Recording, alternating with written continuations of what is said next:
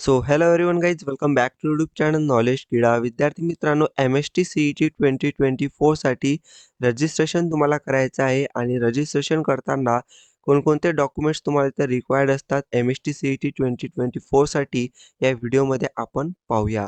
MST CET 2024साठी 16 जानेवारी 2024 पासून registration form म्हणजेच form feeling इथं सुरू होणार आहे. त्याच्या अगोदर तुम्हाला हा व्हिडिओ बनवत आहे जेणेकरून तुम्ही सर्व डॉक्युमेंट्स इथं रेडी ठेवाल. तसेच काही इन्स्ट्रक्शन तुम्हाला देणार आहे, की फॉर्म भरताना काही चुका नाही करायच्या, जेणेकरून तुमचं जे प्रॉब्लेम आहे ते येणार नाही, ते सुद्धा या व्हिडिओमध्ये सांगणार. त्याचबरोबर बऱ्याच विद्यार्थ्यांना डाऊट असतो डॉक्युमेंट्स रिगार्डिंग, की डॉक्युमेंट्स कशा पद्धतीने त्यांना पाहिजेत किंवा नाहीत पाहिजेत कॅटेगरीनुसार. ओके. काही विद्यार्थ्यांचे डॉक्युमेंट रेडी नसतील, तर त्यांना काय प्रॉब्लेम फेस करावा लागतो आणि त्यांच्यासाठी काय इथं सोल्युशन आहे त्या प्रॉब्लेमचा, ते सुद्धा मी तुम्हाला या व्हिडिओमध्ये सांगणार आहे. जेणेकरून तुम्हाला सर्व गोष्टी समजतील. त्यासाठी चॅनलला सबस्क्राईब करून ठेवा, जेणेकरून MST CETच्या ॲडमिशन प्रोसेसमध्ये, एक्झाम प्रोसेसमध्ये तुम्हाला व्हिडिओज मिळतील. ओके, चॅनलला सबस्क्राईब करून नक्की ठेवा. तर चला व्हिडिओला सुरू करूया आणि पाहूया MST CETसाठी रजिस्ट्रेशन करण्यासाठी डॉक्युमेंट्स कोणते पाहिजेत. ठीक आहे. तर पहा, MST CETसाठी रजिस्ट्रेशनसुद्धा त्याला म्हणतात किंवा फॉर्म फिलिंगसुद्धा त्याला म्हणतात, जे की एक्झाम देण्याच्या अगोदर आपल्याला करायची असते. तर त्यासाठी डॉक्युमेंट्स तुम्ही इथं पाहू शकता. सगळ्यात पहिलं डॉक्युमेंट तुम्हाला इथं रिक्वायर्ड आहे, ते आहे 10th मार्कशीट. 10th मार्कशीट तुम्हाला रिक्वायर्ड असते. तुम्हाला जसं की माहीत आहे, की 12thच्या अगोदर तुम्ही हा फॉर्म भरतात बोर्ड एक्झाम देण्याच्या अगोदर. मग त्यासाठी तुम्हाला 12वीची मार्कशीट नाही पाहिजे, तर तुम्हाला 10thची मार्कशीट पाहिजे. 10thची मार्कशीट कशासाठी पाहिजे? तर तुमचं जे नाव आहे तुमच्या मार्कशीटवरती, तर ते जे स्पेलिंग आहे ते करेक्ट असते. ओके. त्यामुळे पुढे सुद्धा जेव्हा तुम्ही ॲडमिशन घ्याल, 12वी नंतर MST CET एक्झाम द्याल आणि MST CET एक्झाममध्ये जे तुमचं नाव येणार आहे, तेच पुढे तुमचं फर्स्ट इयरमध्ये ॲडमिशनमध्ये नाव येणार आहे. त्यासाठी तुमचं जे मार्कशीट आहे 10th वाली, तर त्यावरती जे नाव आहे करेक्ट स्पेलिंग आहे, ते पाहण्यासाठी, ते करेक्ट लिहिण्यासाठी फॉर्म भरताना इथं रिक्वायर्ड असते. म्हणून 10thची मार्कशीट तुमच्या इथं रिक्वायर्ड आहे. ओके. त्यानंतर तुम्हाला इथं आहे डेट ऑफ बर्थ प्रूफ. आता बऱ्याच विद्यार्थ्यांजवळ डेट ऑफ बर्थ सर्टिफिकेट असेल किंवा नसेल. नो प्रॉब्लेम, असेल तरी चालेल, नसेल तरी चालेल. कारण की डेट ऑफ बर्थ हे कंपल्सरी नाही आहे. हे तुमचं जे डोमेसाईल आहे, ओके, तुम्हाला ते पाहू शकता डोमेसाईल पुढे सांगणारच आहे तुम्हाला. एक तर डोमेसाईल असणे आवश्यक आहे किंवा डेट ऑफ बर्थ असणे आवश्यक आहे. दोनपैकी एक कोणतेही असेल चालणार आहे. But date of birth compulsory तुमच्याकडे तर नाही आहे. डेट ऑफ बर्थ सर्टिफिकेट असेल, तर फॉर्म भरताना तुम्ही ते सोबत घेऊन जायचं नेट कॅफे, सायबर कॅफेवरती. ओके. त्यानंतर पहा, तुम्हाला ॲड्रेस प्रूफमध्ये आधार कार्ड असणे आवश्यक आहे.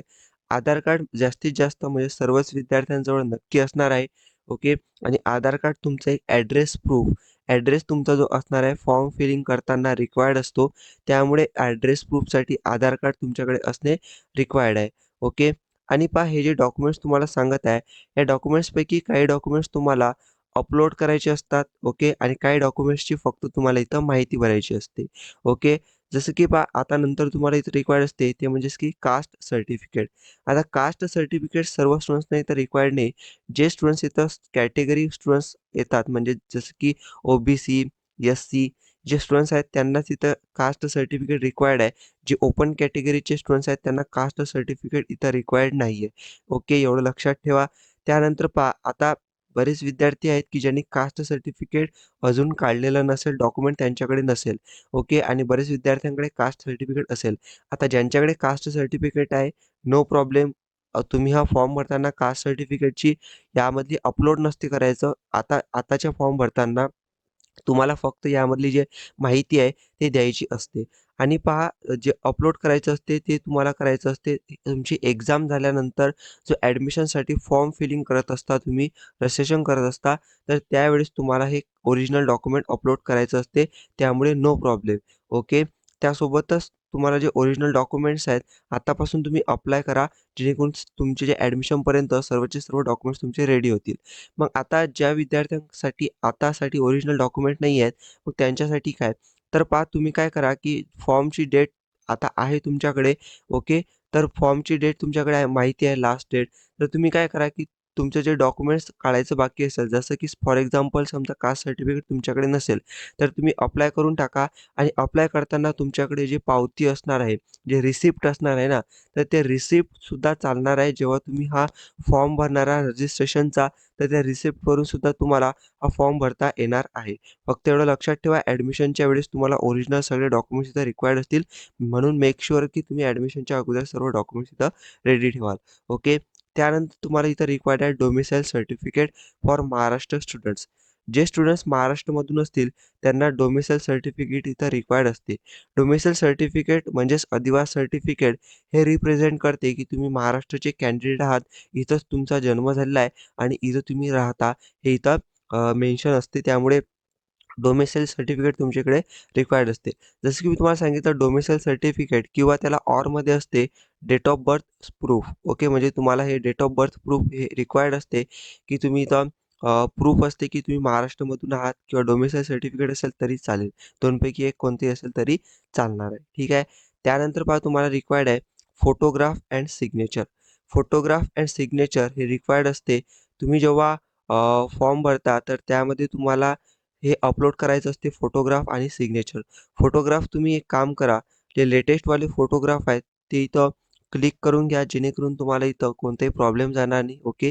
लेटेस्टवाले फोटोग्राफ एकसारखे तुम्ही करून घ्या, जेणेकरून तुम्हाला आतासुद्धा फॉर्म भरायला मिळेल. त्यानंतर तुम्ही जेव्हा ॲडमिशन घ्याल त्यासाठी सुद्धा तेच फोटोग्राफ असतील तरीसुद्धा चालणार आहे. ठीक आहे. त्यानंतर सिग्नेचर सेम तुम्हाला अपलोड करण्यासाठी इथं सिग्नेचर जे आहे नेट कॅफेवरती तुम्ही जेव्हा जाल किंवा सायबर कॅफेवरती किंवा तुम्ही जेव्हा स्वतःसुद्धा फॉर्म भरणार आहे, तरी चालणार आहे, नो प्रॉब्लेम. फक्त व्यवस्थित ते सिग्नेचर तुम्ही इथं स्कॅन करून भरायचं आहे आणि तुम्ही स्वतःसुद्धा भरणार आहात, तर सिग्नेचर आणि फोटो तुम्ही अपलोड करू शकता लॅपटॉपमधून, कॉम्प्युटरमधून. Okay, no problem. आणि पहा त्यानंतर तुम्हाला इथे रिक्वायर्ड आहे मोबाईल नंबर आणि ईमेल आयडी. मोबाईल नंबर कशासाठी पाहिजे आणि ईमेल आयडी कशासाठी पाहिजे? तर जेव्हा तुम्ही आता फॉर्म भरणार आहात, तर फॉर्म भरताना तुम्हाला आता पुढचे जे गोष्टी असणार आहेत, जसं की आता फॉर्म भरल्यानंतर तुम्हाला पुढची प्रोसेस काय करावी लागणार, तुमचं एक्झामसाठी हॉल तिकीट कधी येणार आहे, एक्झामच्या डेट तुमच्या कोणत्या असणार आहेत, ह्या सर्व तुम्हाला अपडेट तुमच्या मोबाईल नंबर आणि ईमेल आयडीवरती पाठवलं जाणार आहे. जसं की आता तुमचं हॉल तिकीट आहे, तर हॉल तिकीट जे आहे तुमचं ईमेल आयडीवरती सुद्धा कधी-कधी पाठवलं जातं. मोबाईल नंबरवरती सुद्धा तुमचे अपडेट येतात, एक्झाम कधी आहे वगैरे. ओके. त्यासाठी तुम्हाला ॲक्टिव्ह मोबाईल नंबर ठेवा, जेणेकरून ॲक्टिव्ह म्हणजेच काय, की ज्या नंबरवरती मेसेज वगैरे आला, फोन आला, तर तो ॲक्टिव्ह असेल. त्यानंतर ईमेल आयडी असा ॲक्टिव्ह ठेवा, ज्याचा पासवर्ड तुम्हाला माहिती असेल आणि तो तुमच्या रेग्युलरली यूजमध्ये असेल. असा ईमेल आयडी तुम्ही इथं द्यायचा तुमचा ॲप्लिकेशन फॉर्म भरताना. ओके, रजिस्ट्रेशन करताना. त्यानंतर आहे इथं व्हॅलिडिटी सर्टिफिकेट.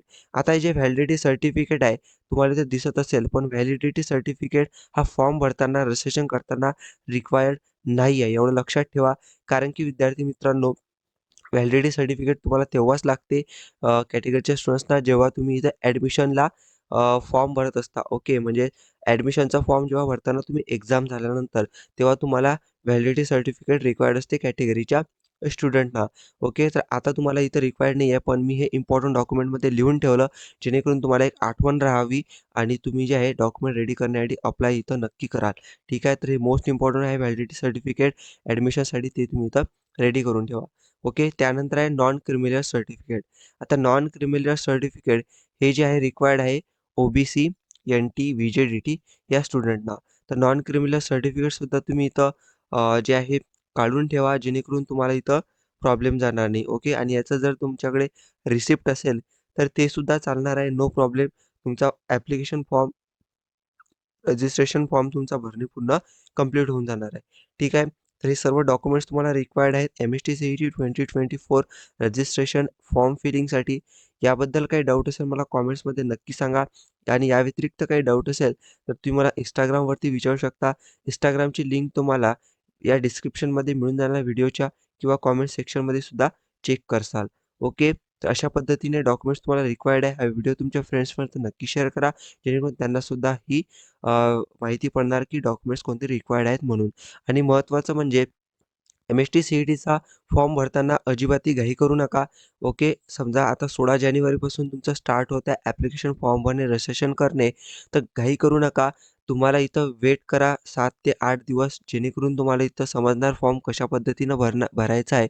त्याचसोबत मी सुद्धा तुम्हाला व्हिडिओ देणार आहे, की फॉर्म कसा भरायचा एम-एस-टी सी-ई-टी रजिस्ट्रेशनचा स्टेप बाय स्टेप लाईव्हमध्ये, जेणेकरून तुम्हाला इथं समजणार. त्यासाठी वेट करा, माझा व्हिडिओ येणार आहे तेव्हा तुम्ही पाहा आणि नक्की तुम्ही स्वतःसुद्धा फॉर्म भरू शकता. No problem. Okay. Thank you for watching the video. Share करा व्हिडिओ. Thank you.